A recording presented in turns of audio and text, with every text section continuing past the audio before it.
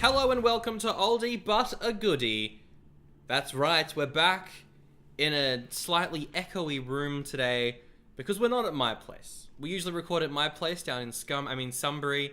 We're not there at the moment. Where are we, Zach? We're at my place, my flat, my house, my rules. First, number one rule. Let's record a rad podcast. Ooh. Bam. Number one rule. That's number one rule? It's a pretty, very specific rule. It's the same rule as my place. Doesn't apply well to most other people that come here, but hey, it works. You try to record a podcast with everyone who comes visits. Yeah, every single one. Yeah. It doesn't go as well with a lot of people. One of your housemates brings a partner over. We're going to record podcast! Yeah, no, they don't like it when I do that. They don't like it, no. Anyway. What's rule number 2? Rule number 2 is always put the seat down on the toilet after you're done with it. Oh no, I forgot to do that when I used the toilet before. Get out. Yeah. So this podcast is for the entirety of 2019. We are watching films from the year. Yeah, the entirety of 2019. Look, we'll get to that in a sec. We're watching films from 1994 in the order they came out in. This film came out, I think it was like the first week of April. Yep. And we're recording at some point in April. Yeah. So, yeah. Here's the way. Yeah, we're a little behind on the podcast. Unfortunately, life does get in the way of certain things. But I had Comedy Festival. We were all ready to do it. We recorded, and it crashed, and it threw our thing off. Yep. And then other unexpected events happened, and it slightly delayed it. Like work. Yeah. So what's happening this week is we're recording 3 episodes back to back. Yeah, bam. And pretty much releasing them back to back. Yeah, so good luck, everyone. Yep. We'll see how well we are at the end. I do also want to shout out Ian Bodkin, who reviewed the podcast on the American iTunes. Ooh. Gave us a very lovely review. I don't have it written fam. in front of me, but it was really nice. It was like, I look forward to the podcast Thanks, every week. fam. Appreciate it. Thank you so much. We apologize it's something every week. But from next Friday onwards, every week for the rest of the year. Every week. Guaranteed. Definite gonna happen. No complications whatsoever. Woo. So I chose the film this week. It's called The House of the Spirits. Yep. There were 2 other options. Yep. One of them was called Threesome. Maybe would have been just as friendly as this one. Look, this is probably the most explicit film we've done so far. Yep. That's fair. But Threesome sounds bad, so I'm glad. Yeah, no, Threesome. Yeah. Oof. The other option was Holy Matrimony, which is a film directed by the guy who played Spock in the original series. Huh. It's about this thief who, the thief's partner dies, and so her plan to get a large amount of money is to just marry this rich kid. Right, yeah. 14-year-old kid. Oh, boy. It's basically, love old films. It's basically a series of unfortunate events. Right, yeah. But just a little bit more creepy. Yeah, but creepy with marrying children. Yeah, I get it. Yeah. Oh, well. I'm going to save it for if we ever need to do a film like that. Yeah, no. Just keep that one in the vaults. It's weird because all of these 3 films are sort of weird old films that are a bit creepy in places. Yeah, it's interesting. Oh, well. But let's get into this film. So let's just jump into it. Not this again. It's becoming our tagline, but we didn't come up with it. So yeah, no. I feel we like can steal our taglines. Probably copy strike us. Anyway. So this film is based off a novel of the same name. Yes. The novel is written by Isabel Allende. I was going to say, there's a lot of plot points that don't go anywhere, which probably go somewhere in the books. Yes. A lot of the criticisms towards this film are that it just kind of misses the point of the book. Yeah. It's fair. But, the book, though, very popular. Won Novel of the Year in Chile when it was released in 1982. And it's also been used as a part of the high school curricula all around the world. Oh, damn. As a part of, writing and stuff like that. There you go. So really That's cool. It was released April 8th in 1994. It's directed by this Danish guy called Billy August. He's popular for doing a couple of episodes of Young Indiana Jones. Nice. Have you seen Young Indiana Jones? Nope. Is it good? A lot of people don't like it. That's fair. Because it's educational. Oh, no. But it's pretty good. Okay, alright. I quite like it. I won't judge it till I see it. Doesn't sound too bad. The first season, when he's very young, not great. The second and third seasons, when he's at war and stuff. Oh, damn. Pretty that sounds good. Pretty good. That sounds pretty good. But it's also trying to teach you stuff. Yeah. It's Just, like, I don't want to learn things. I just want to turn off my brain and die.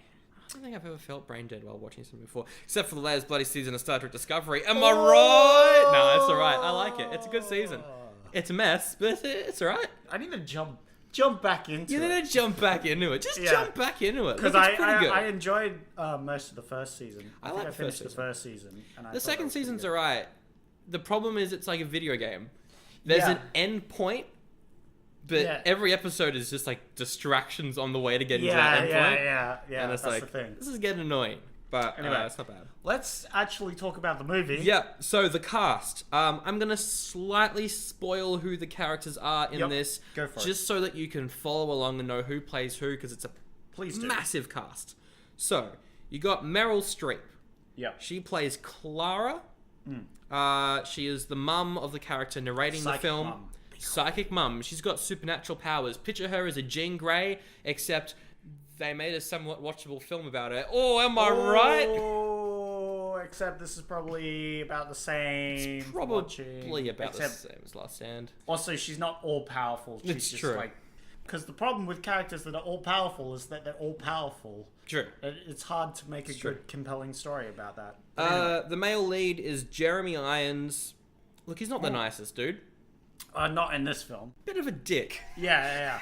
Yeah, no, he's a bad person. Just like whole film. There's like a point where the lady's like, he doesn't do anything out of malice. He's actually nice.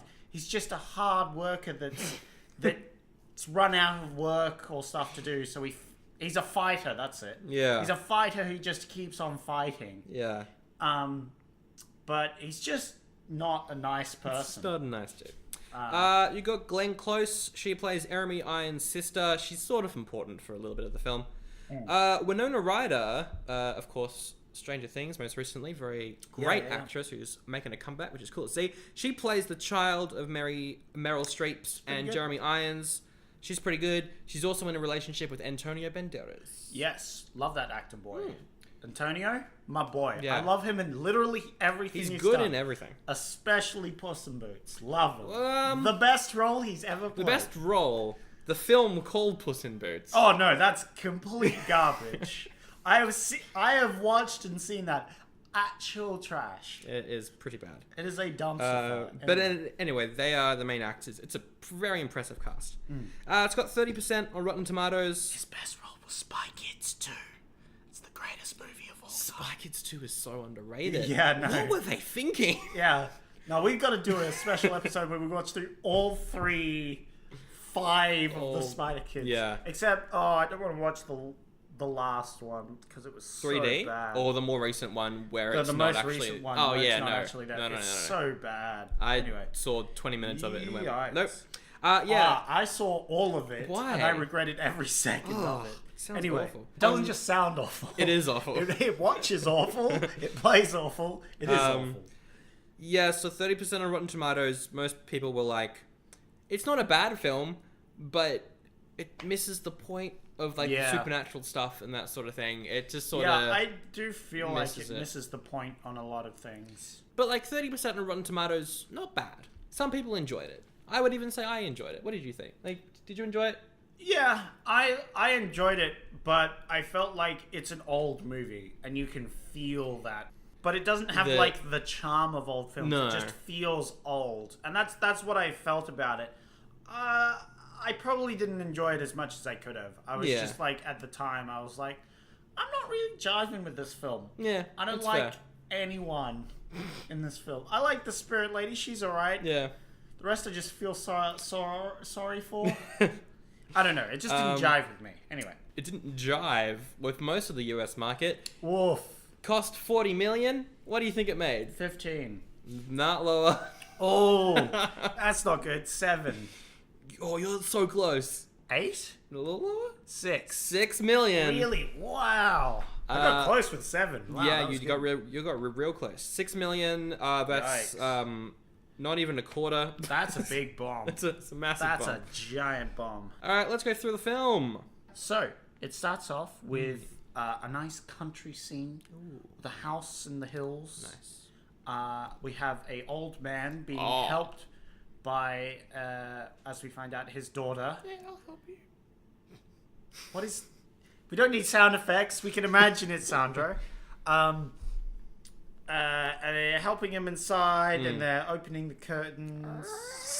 That's the door. Nah. What are these curtains? They go... And they could be wooden curtains, I guess. But they're not. They are wooden curtains. They did stuff differently in the 70s. Yeah, no, but they might have had shutters. Yeah. I can't remember if there were shutters or curtains. Yeah. Anyway, and he's like, "Oh, I miss your mum. Yeah.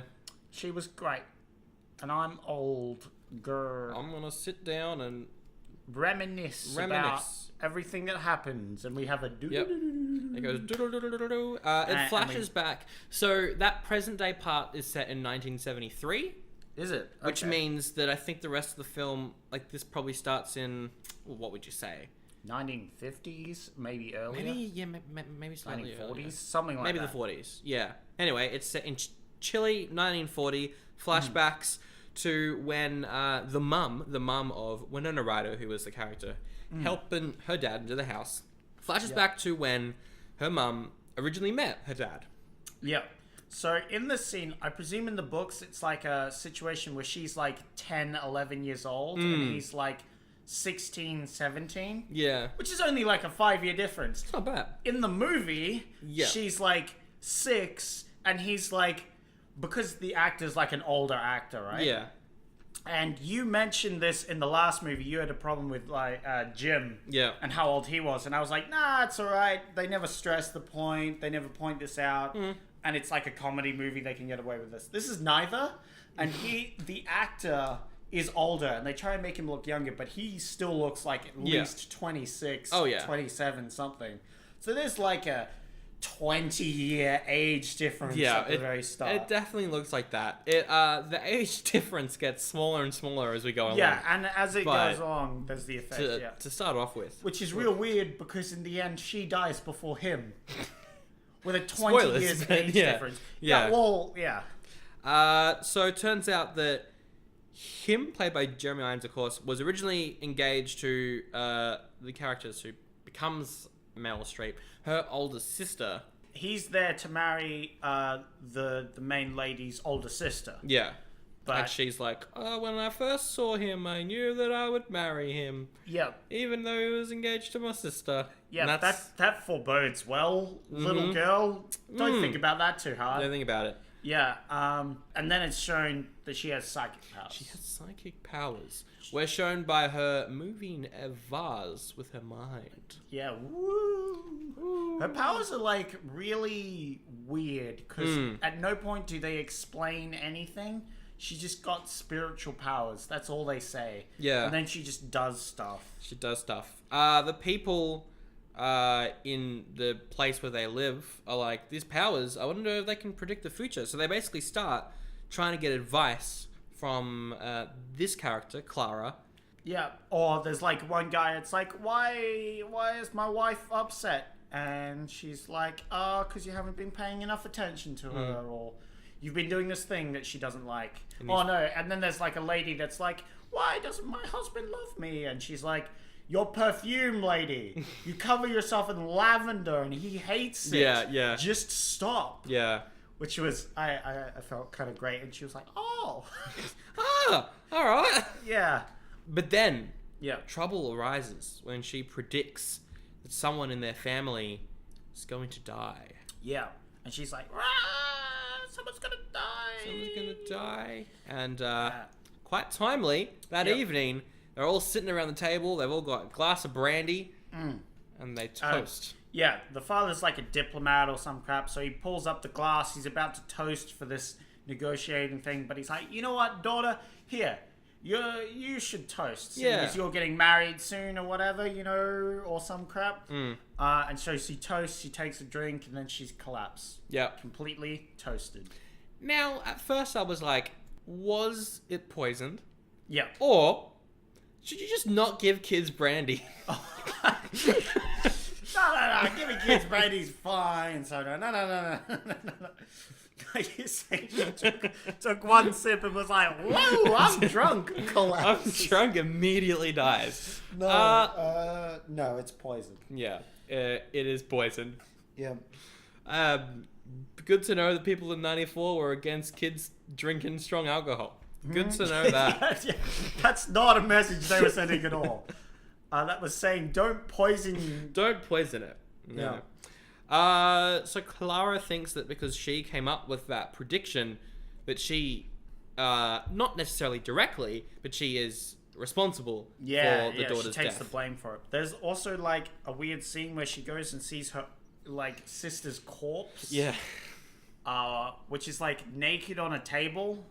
And it's like, whoa, okay. That is a naked and decapitated body as they're like searching it up. That's in the movie. I'm like, whoa, okay. That's a weird scene to just have. You see them open up her stomach and take out stuff. Yeah, it's pretty graphic. Anyway, so she's like, you know what? I'm not gonna speak ever again. I'm ever be again. Mute. Yeah. Bam. And then just in the nick of time, Jeremy Irons returns home from wherever he was and was like, yo, what up? Where's my wife? Woo, we're gonna get married and she's dead. That's a bummer. I'm just gonna go live with my parents and sister then. Yeah. So he does that. We leave Clara's family for about 20 minutes. Focus on this other character, Jeremy Irons. Yeah. So he's living with his sister, Glenn Close, who's taking care of their mum. Yeah, taking care of their mum. Having to do, like, everything for her, like, even toiletries and stuff. It was a very weird scene. It was, like, getting a porta potty. I guess that was more common back then. Just, like, the bedpan under the bed. Yeah. That sort of thing. Yeah. We don't use that nowadays, but that was probably more of a... thankfully. But, yeah, you know, just taking that out and just doing house chores. Sucks to be her. Sister gets kind of shafted this whole movie. The sister... although she is weird. Character. Just a little creepy. Yeah, not a little, very creepy. We'll get to that. Anyway. So he's like, nah, not enjoying this. I've got money. And he buys a farm. Yep. He shows up. You look around. Land's great. The locations in this film are really beautiful. Yeah, it's cool. But there is a moment where he finds the farm that he bought. Yeah. And he opens the door, except instead of opening, he touches it and the door falls down and splits in two. Yeah. It's the classic, like, this is a rundown sort of place. But, like, way over the top. Yeah. Why does the door have to split? Have you ever, like, been to a place where a door would just split in two by itself? No, I haven't, because I haven't gone to a rundown enough place. Doors don't perfectly split in two. Yeah, no. But, like, it's a classic movie trope. So. Yeah. I take issue with this one, though. I'm fine with it. I don't care about this door. Look, I know you're a very door fanatic. I'm a door fanatic. I love my doors. I don't care. Look, the door had it coming. Wow. Yeah. Wow. Really? Look, that's just my opinion, alright? Door had it coming. Door deserved it. Oh, that poor door. So, he talks with the locals, and he's like, well, I own this place now, so can you work for me? Yeah. And all that. And so, they start a farm up. There's a bit of a dark scene. Yeah. Where he assaults a lady, which comes back a lot in the film because it causes a pregnancy. Yes. But it's very dark. That's not really, like, the wife knows about it. They never really go psychic, into that. But, like, she still loves him and thinks he's a good man. He's not really shown at all as a good person. Obviously, in the books, there's something that makes him better, but in this whole film, he's just kind of an asshole. Yeah, he's running the farm for roughly 20 years. Cuts like roughly 20 years later. Yeah, it's a bustling farm. He's very rich now. Well, he's rich, but he's not rich with friends because everyone at the farm hates him. Yeah, well, yeah, that's true. Because it's all these, like, minority workers that he's treating real bad. This is the undertone that I like in this movie, is there's this subplot of, like, racial minorities getting fair treatment, finally. Yeah. Which is, like, a fantastic plot point, which was a very cool plot. Which I guess is why this book's, like, a real good book. Yeah. But it's not really touched on enough, I feel. And it's really sad that it is touched on a bit. I'm just saying it wasn't touched on enough. Yeah, and I think should have been even more of a plot point, because I really liked that part of the movie. Yeah, because that is something that happened. And that is like what inspired the book. But I think maybe if it was more focused on that rather than, it's a family, look at their issues. It could have been a better film. I don't know. Yeah, oh well. So Jeremy Irons, he goes back to stay with his sister for a little bit. Yeah, just because the parent has died. And he's like, well, I should probably go to the funeral. Yeah, and the sister's like, Mum's died, I'm finally free to do stuff. Yep. Hey, can I come live with you? And he's like, nah.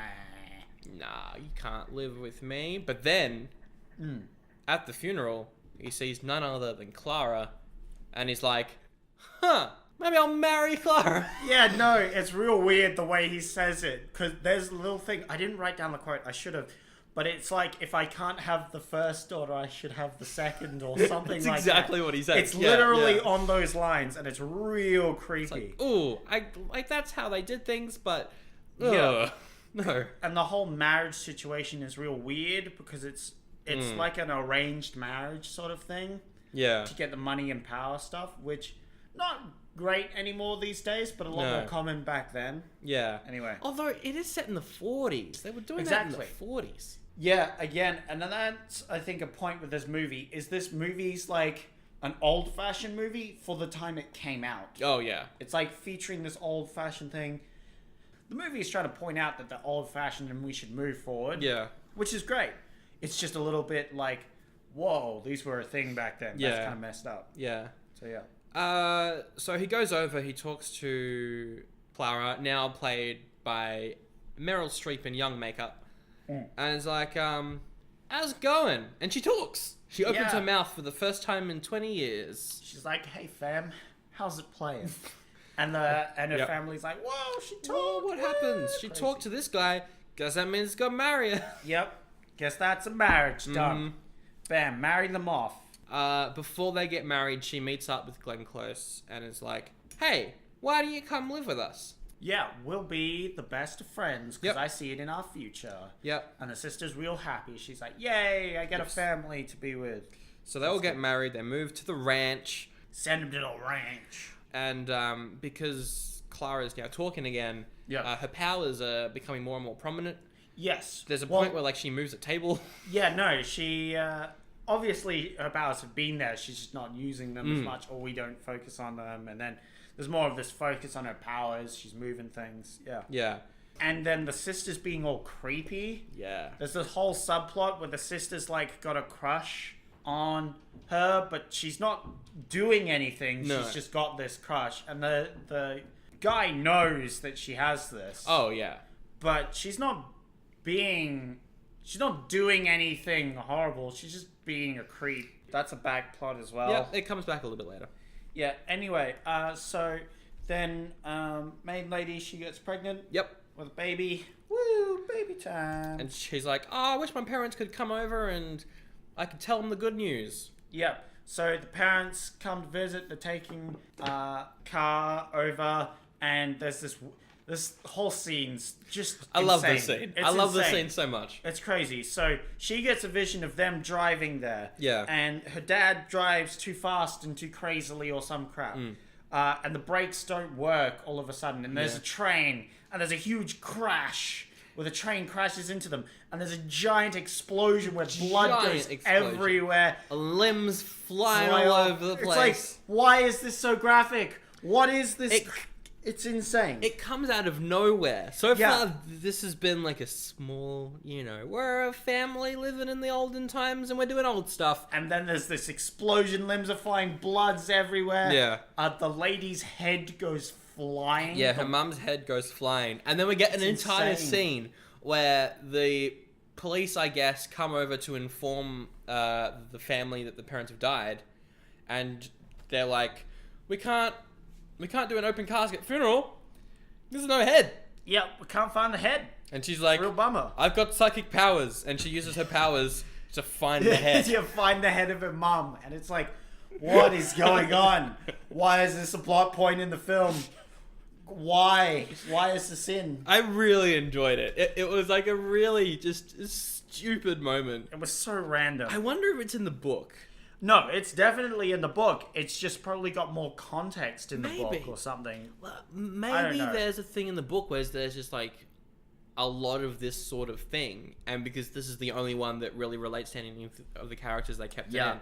Because if so, I want to read the book and just see like how. Yeah, I really want to see the book and what things this film misses. Yeah, because there's just so much random stuff thrown really into this film which has no reason for being there. This being one of the main ones that I can think of. We cut to 5 years later. The baby is born. The baby's like roughly 5 years old, and they're at the table. They're having conversation. They're a nice family. They all get along. The dad and the daughter are best of friends. And then who comes knocking on the door? None other than the worker who he assaulted. Yeah. She's there with her son. The mum of this kid that they had. Yeah, it's like, hey, can you give us some money or something? Because obviously you did this. Yeah. And he's like, sure, have some money. Go away. I don't want to see you again. Yeah. But the son, and he's like roughly 16, 17, I think. Yeah, something like that. Probably younger, like 15 or something. Yeah. He now knows where, his biological dad lives. And so he sneaks over to their house later that evening, sneaks inside, and we got a real weird scene with him and his half-sister? His half-sister. Yeah, and he creeps on her real hard, and it's a real uncomfortable scene. It's very uncomfortable. He's like, you smell good. And it's like, ooh, okay, all right. Cut, get out of this scene. And of course it ends, and he's like, runs away. Yeah. So yeah, real weird. Comes back later, because he's just a real weird bloke. But anyway. We finally get a name for the kid, who later grows up to become Winona Ryder. Her name's Blanca. And she's got a friend called Pedro who grows up to become Antonio Banderas. And they go swimming. Wow, they changed his name and everything. That's crazy. Yeah, no. They lose the kids though. Yep. Clara's back at home and it's like, I don't know where they are. I can't find them. And she can't use her powers to find them because they don't want to be found. It's like one of the few moments where we get some explanation of how some of her powers work. Yeah. But nothing else throughout the film. It's just this one bit. It feels a bit contrived in this movie. Yes. You know what? It probably happened in the books, like there was something else that stressed that she can't find things that don't want to be found. And then later on this happened and they don't need to explain that, which would have been a better way of doing things. Yeah. But it's a movie, so they cut that bit out. Anyway. Maybe. That's the problem with adaptations. Yeah, no. That it have feels to like follow the book. Yeah, it feels like a very adaptation sort of thing to happen. I'm a fan of adaptations that change everything because then it's its own story. Yeah. The new Pet Sematary changes so much about the original book, and that's why it's way better than the original adaptation, which is just the book but not as good. Yeah. So anyway, they send their daughter off to boarding school. Yeah. She comes back from boarding school as Winona Ryder. Quote. Yeah, she comes back and then she meets up with her friend Pedro, now played by Antonio Banderas. Yeah, they're having a secret meetup now because... And they're like, finally, we are here. Oh, I thought I was going to die at that school. Yeah, which is great. Yeah, no, very melodramatic. It's fine. I guess if she's like 17, it makes sense. Yeah, That's what you think when you're 17. Look, when you're 17... Dude, I've heard that from so many people. Yeah. Literally saying those words. So. I thought I was going to die in school. Yeah, it's... Look, it's a fun quote. Anyway, then we have some, political guys get the father involved with politics. They're like, hey, you're a powerful guy with a lot of money. You should get into politics. And he's like, nah, I don't want to. But then they're like, you should. And he's like, you know what? You've convinced me with the second line. So I'm going to get into politics. And as soon as he does that, the workers are like, we need rights. You know what? We don't really have rights. No. We need some rights up in here. Yeah. Get those rights. Get those workers' unions up. So Pedro confronts Jeremy Irons and he's like, hey, give us rights or we'll stop working. And he's like, nah, you're alright. And then they're like, oh, okay. So they're like, oh, Bit of a bummer. well, we'll try again later. Yeah. Then there's like a earthquake. And he's like, oh my gosh, I got to check on my wife, make sure she's okay. Comes back and finds that the sister is like with the wife in bed. Not like sleeping together or anything, just like comforting her. Yeah. And he gets all angry at this point. I'm kicking you out. How dare you go? And she's like, no, please don't do this. Do that. I curse you. Yeah. Which I wrote down because I thought it was going to become a plot point, but it didn't. No, I'm sure in the books there's something like that. Where it's focused on how he gets more miserable after that. Yeah. But like, yeah. So she's out. She's out. And that upsets everybody else because they're like, oh, why did you kick her out? And he's like, I don't care. It's for our family, blah, blah, blah. Yeah, it sort of turns into the relationship issues section of the film. It can be portrayed well, but like here it was pretty bland and it sort of dragged a bit. It was meh. Then Pedro... Yeah, you know, he rallies the workers again. Yeah, he starts up a big speech thing. He gets all the workers in. He's rallying the people. He's putting out this speech, this inspiring speech and stuff. He's like a real leader and all that. And it's like, whoa. But his plans get stopped short, and he gets a lashing. Yeah, and he gets thrown out. No. I don't want to pay more money to the workers. So gives them a whipping. And he's like, you're banished. Get out. Yeah, get out of here. Get out. And Winona Ryder's like, no, I gotta meet him in the forest. Yeah.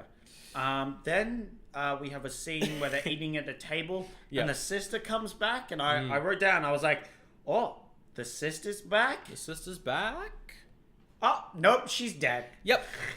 It's just a vision. I can't remember how it was filmed, but it seemed like everyone at the table noticed. Yes. But then when you realize that she's a ghost, only Clara noticed. No, I got a different vibe. Okay. I think everybody noticed because of her powers or something. She was projecting the spirit into them. Oh, maybe. And then it suddenly disappeared, and they're all like, what? And then she goes over to the sisters to find the dead body. Yeah, and she's dead. I did notice, which was just a thing that was out of the movie. I was like, hey, the lady who's playing the dead lady, I saw her breathe. And I was like, you silly Billy, I saw you breathe. That's and then you were instantly just drawn out of the film. Yeah, no, it's like... That was your door moment. Yeah. That was my door moment when I saw the corpse breathe. I was like, ha! The actor breathed playing a corpse. It's not realistic. Idiot. That's not what you're supposed to do. Then we have another scene where Pedro's doing his thing. The dad comes and shoots at him, so he runs off. Yeah, there's just this rising tension. The workers are like fed up, but he's like, I'm not paying you more. What are you talking about? Then the wife is talking about it, and he talks about how he doesn't want the races to mix or something. It's something very racist. Oh, yeah. And then she's like, well, you already mixed the races, didn't you? Because of the whole thing before. And he's like, what did you say? And hits her. And she's like, well, you're hitting me. Yeah. I'm never talking to you again. Never talking to you again. And he's like, no, wait.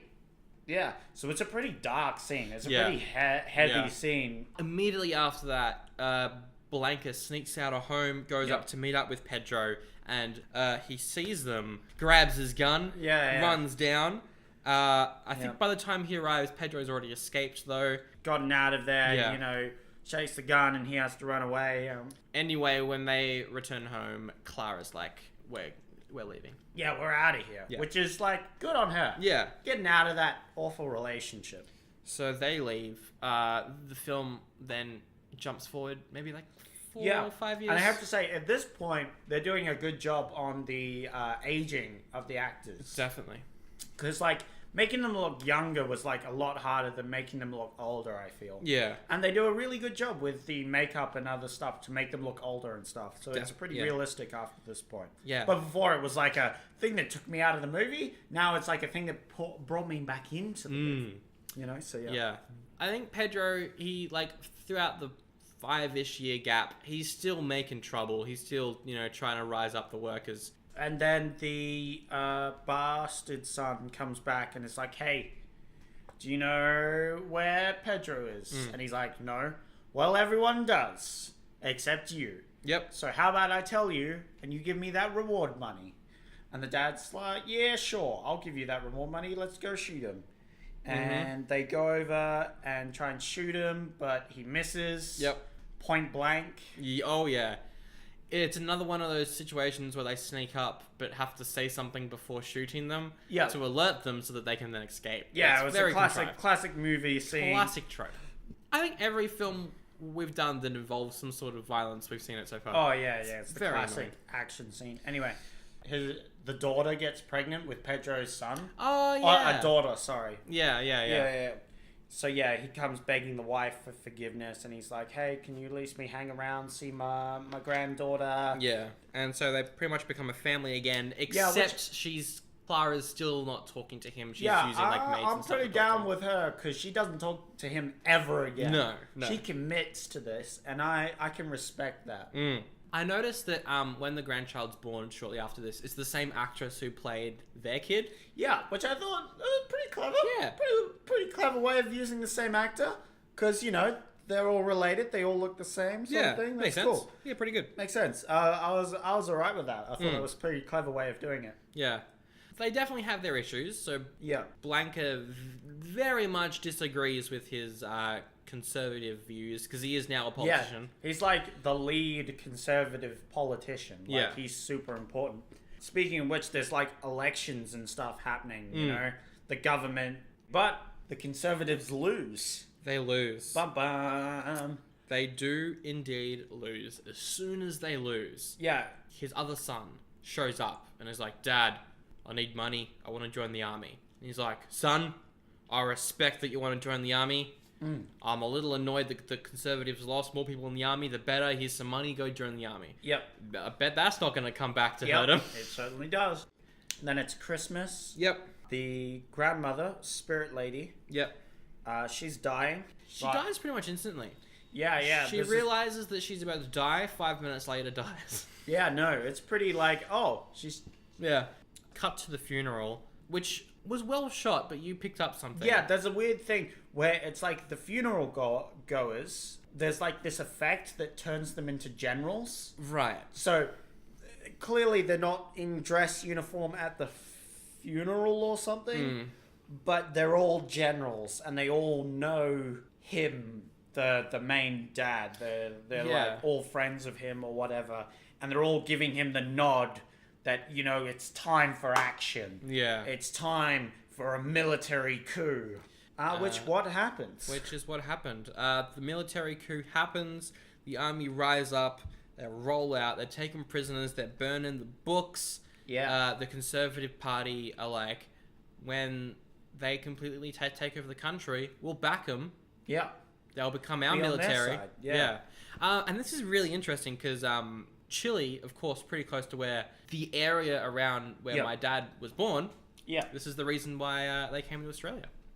Because of this sort of stuff. Fun fact. And I was like, how's that? Because the military occupation of Chile isn't something that people really talk about. So, it's really interesting to learn about it. And it's like a key feature of this movie. It was like a big plot point. So it's a really interesting subject to sort of have a look at. Yeah. The army, they go over to where Blanca is living. Yeah, Blanca and Pedro are like hanging out there now, like meeting up. Yeah. In secret. Because he's like the liberal, like sort of revolutionist guy. Yeah. Who started this whole liberal movement. He's like the key leader and stuff. So the military are trying to look for him to, ask him kindly to keel over and die. Yeah.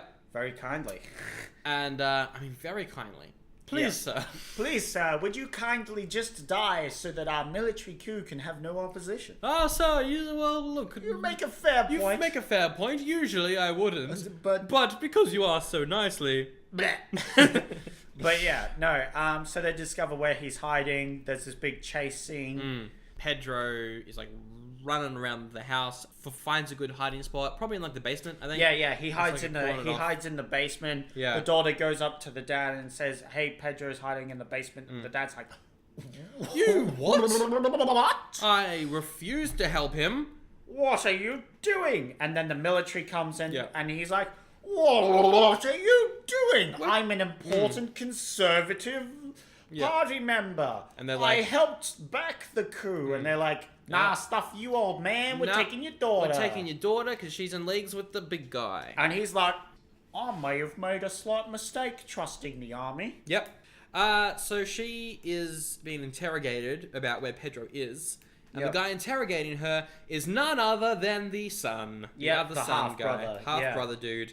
And he is a jerk. Yeah, no, he like tortures her and like real bad dude. Yeah, terrible dude. Those scenes though, shot, directed really well. They were they were really well directed scenes. Yeah, and it's like real like whoa. Yeah, there's a scene where she is in jail. Yep, she's locked up, and the lighting in particular was really well done. Yeah, it was cool. Yeah, she was like lying down on the ground, really like battered and bruised up. Yeah, and there's a spotlight from the top of the prison shining down on her. Everything else is shrouded in darkness. The brother, and it's all in like one like wide shot. Yeah. The brother opens the door and is like, "You better tell me what's going on." It's shot really, really well. Then her mum comes in ghost form to give her the power.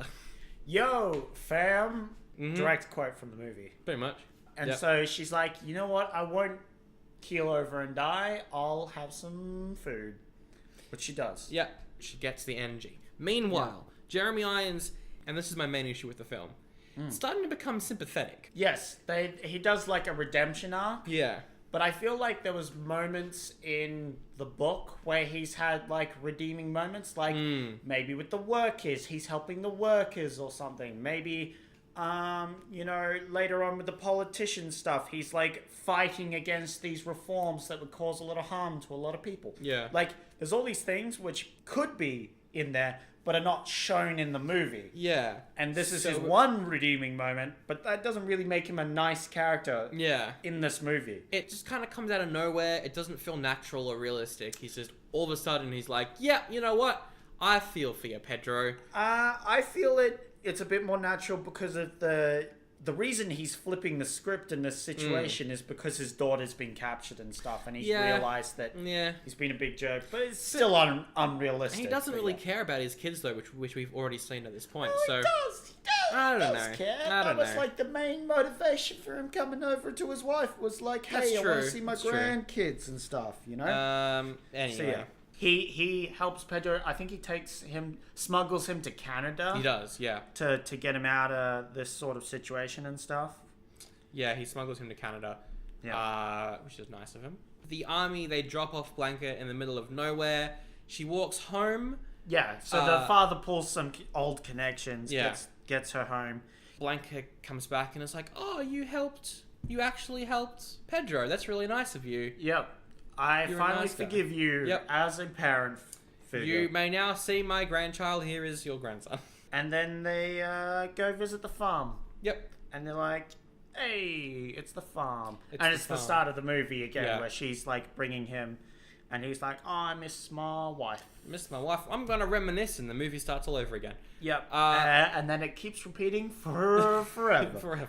No, but then he dies off and sees a vision of his wife, and that's sort of the end of the movie. That is the end of the film, The House of the Spirits. That's what it is. So there you go. A pretty long film as well. It was about 2 hours. Oh, it was a real long film. Yeah. I was surprised at how long this film was. Yeah, what did you think? Honestly, bit long. Mm-hmm. Just in general, as a film, like 2 hours is a long film, so you have to captivate me for like all of that film. Otherwise, I'm going to get bored. Unfortunately, didn't quite for me. Okay. There was a few bits that like got me into the film, and I don't think it's like a bad movie. It's just slightly below average. Yeah, I'd agree with that. It is a fairly average period drama. Yeah. There's not much that sets it apart. I guess maybe the cast. It's a surprisingly large cast. And I liked the actors, and I thought they did a really good job, and all the effects were pretty good. But I just felt it's an oldie for me. Okay. Very specifically because I feel it could be done better nowadays. Whenever I think of a movie and go either an oldie but a goodie, I think of could it be done better nowadays? And I feel like it could be done better by, as you said, like changing the movie up to make it a better movie rather than trying to flimsily follow the story. Yeah, exactly. So yeah. I think maybe even a mini series would be good. Maybe. Yeah. To do just everything. get everything in. Well, that's the problem with books to movies. Yeah. It's never quite going to be the same, and you just have to try and figure out the nice balance of having it the same as the book, and also different, so it's good as a standalone movie. Yeah. But yeah. I do agree. I'm always kind of weird with period dramas. Either they capture me right from the start and I'm on board for the whole thing, or I just get bored and can't be bothered. So this is somewhere in the middle of that. That's fair. That's fair. I feel like it's not an awful film, and it's sad that I feel like I'm probably going to give it an oldie, just because it could have been a lot better. Yeah, it definitely could have been better. There was a whole lot of things, and I feel like it was good in places. Yeah. It's not quite for me. It's also like an old movie that feels like it was old back when it was released. It definitely tried to go back to the style of filmmaking from the 60s. Yeah, and I feel like that's the point. They went for that vibe. Yeah. And I feel like that's good. The problem is, on top of that, they have it being an old movie nowadays for us. And that combined with it also trying to be an old movie just sort of stacks up, and it doesn't help it. Yeah. Unfortunately, which is unlucky for it. Also, you're right. I did like the period piece on like the whole war and coup. That at that point the movie really picked up for me. Definitely. I was like, I got real interested. I'm like, oh crap, there's a military coup going on. Yeah. All right. Yeah. I'm back in. Yeah. I'm gonna give it an oldie. It's like the high end of an oldie for me, I think. That's fair. I do have to go for an oldie with this one. This is a shame. It is a shame. I wasn't expecting that much from it, though. I'm not necessarily disappointed. I'm just like, I'm glad that I watched it. Like, yeah. I think it's the first oldie that we've done so far that I'm glad that I watched. Yeah. Whereas all the others are just nothing movies That's that fair. have nothing I want to go back to. Aside from maybe Cabin Boy. Like, that was just like a yeah, because that was trip of just a film. that was like they were having drugs when they were Yeah. making that film, which is great. I don't know. With this film specifically for me, I'm just like, it's just another oldie for me. Yeah, fair. well. Yeah. Which means that brings us to the end of this episode. If you have seen The House of the Spirits, maybe if you had to read the book for school, Oh yeah, that's please true. get in touch with us. I want to know what the book's like. leave a comment. Like if you've seen the movie and read the book, tell us what we missed, or like just listening to this podcast, anything we missed that was in the books Yeah. that's like super important, or like Yeah. made a point of all these things. Like, how's the dad in the books? Is he all right? Yeah. I'm not sure. So yeah, Is he actually redeemed? We'll see. Yeah, leave us a comment on our YouTubes, on our iTunes, on our Spotifys, on our SoundClouds. Except, do we do that? That we don't have a SoundCloud, and Damn it. YouTube is messing up and won't let me publish stuff. I'll sort that out. Yeah, no, sort that out. But yeah. But yeah, if you want to get in touch with us, you can email us. The email address is oldiebuttagoodiepod@gmail.com. Just copy and paste what's written in the episode description. The Facebook page is there as well. You can message us there, or you can message us both on Instagram. We'll both try and read it. 'Cause Yes. I don't check my messages that often. Yeah, not on Instagram. Instagram. That's a weird place to look for messages. But yeah, messages. If you get in contact with us on Facebook, Yeah, get back to you. If you like the show, tell a friend. That helps out. Yep. We're slowly expanding. It's great. It's funny that 70% of our audience is from America. It's good. Hey, well, Americans love the podcasts, and I can't blame them. Can't blame they're them. so good as this one. Wink. We are mainly doing American films as well. That's true. Which That's true. some friends have brought up. They're like, why don't you do some foreign films? It's more like if we were going to go to your average everyday cinema every week in 94 and we're faced with the new releases, these are the ones you'd see. Yeah, these are the ones we'd see. We might check out some foreign films. Well, technically, this is a foreign film, the one that That's we true, did. that's The true. director and the authors and everything aren't American, so yeah. So there you go. Next week, Zach, it's your choice. All right, what do we got? You got 4 choices, Yep. and they are all over the place. Okay. Your first choice for next episode is Cops and Robersons. What? Cops and Robersons. Is that really what it's called? That's what it's called. That is the worst. It's about Chevy Chase. He's a police officer, and he needs to find a crime boss whose last name might be Robersons. Is that really? That's so bad. Your other choice. Surviving the game. What? Rapper Ice-T is a No, poor we're man. out. He's a We're poor out. man. We're done. He gets in touch with some hunters who are like, come stay in this woods for a night and we'll pay you a lot. Okay. And then he does, and then people go and hunt him. Choice number 2. I like Ice-T. The drink. I just like Ice-T. Yeah, Throwing that out there. No, but I like him in family movies because he's actually rather funny. Choice number 3. Serial Mum. What? What is that? It's about a mum who's also a serial killer. What? But everyone thinks she's just an everyday mum. It's directed by John Waters. That sounds amazing. And your 4th choice, White Fang 2, Myth of the White Wolf. That's the whole name? Is that another sequel? It's a Disney movie about a kid and his dog. Another, yes, you're right. Another Disney movie from 1994 about a kid and his dog. I want to see Serial Mom because that is most definitely sounds like an amazing thing. So let's go watch it and then immediately record an episode. Woohoo! We're going to do that. We do always end with our favorite quotes from the film we just saw.